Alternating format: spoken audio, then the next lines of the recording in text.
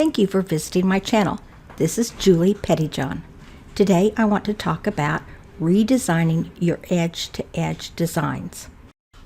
I'm going to show you how I determine what size I want to make my design. So please like and subscribe. For her t-shirt quilt, my customer chose Volts, V-O-L-T-S, a design I purchased from Intelligent Quilting.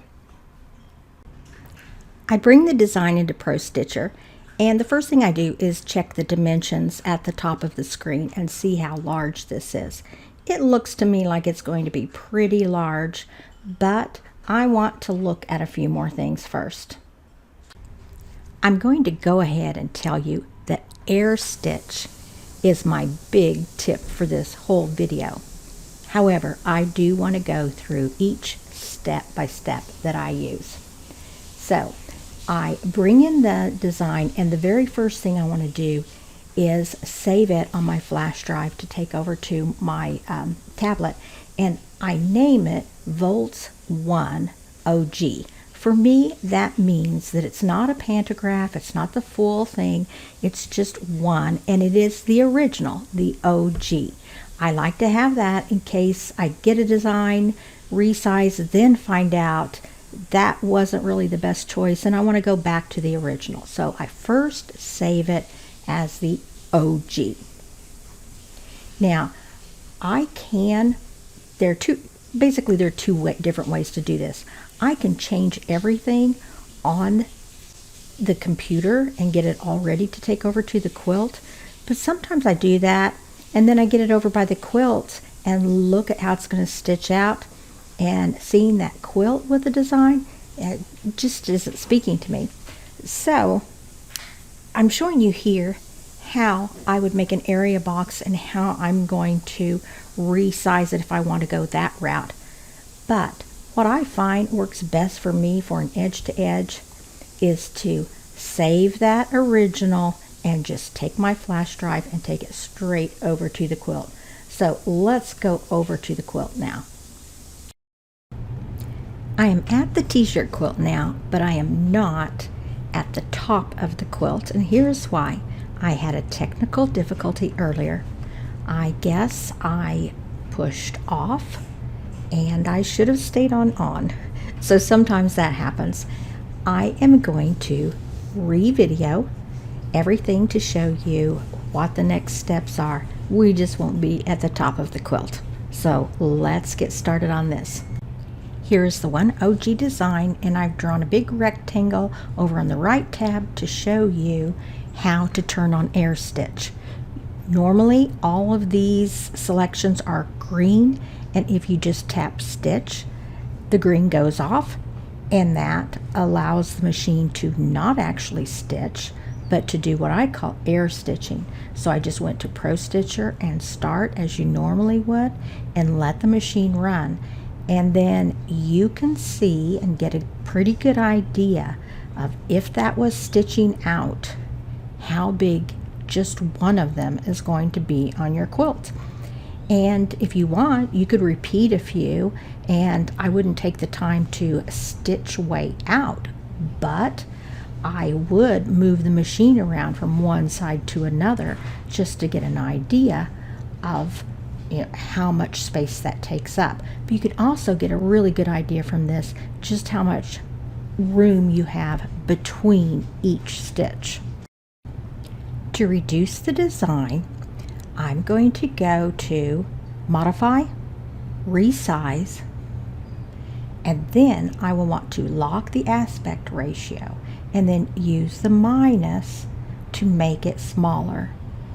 At any point, I can go back and do what we just did. I can air stitch. I can try that and see how that looks. I can resize it again. So you can do that to your heart's content until you get it where you think you want it, and then you've got your size.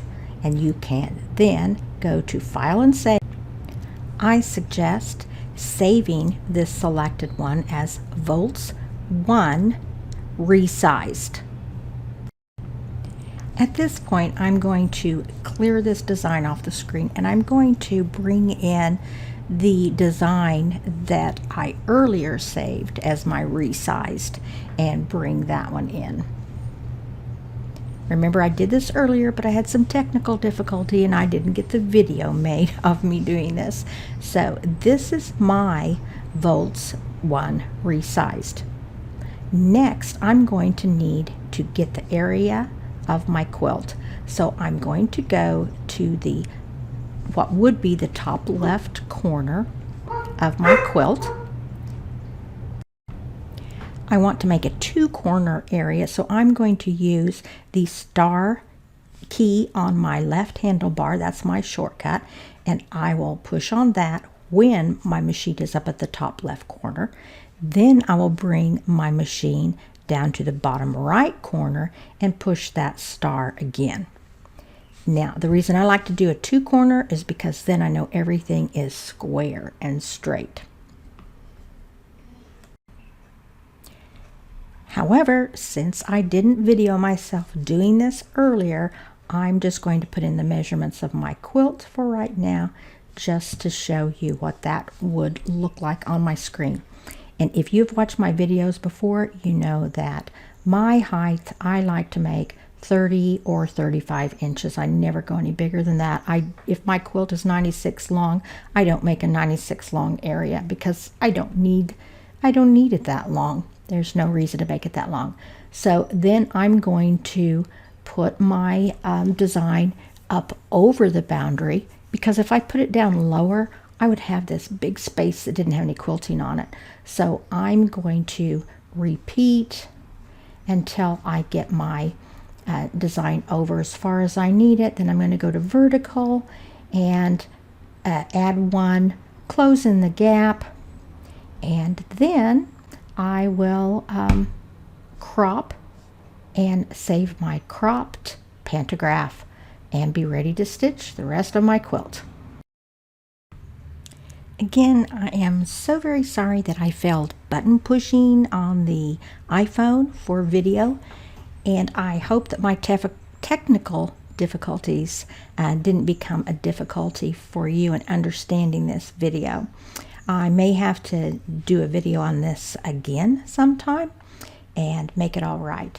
But I hope you get a little something out of this and get an idea of how I play around with the sizes of the design and figure out how I want that to stitch out. Thanks so much for tuning in, and please like and subscribe and come back again.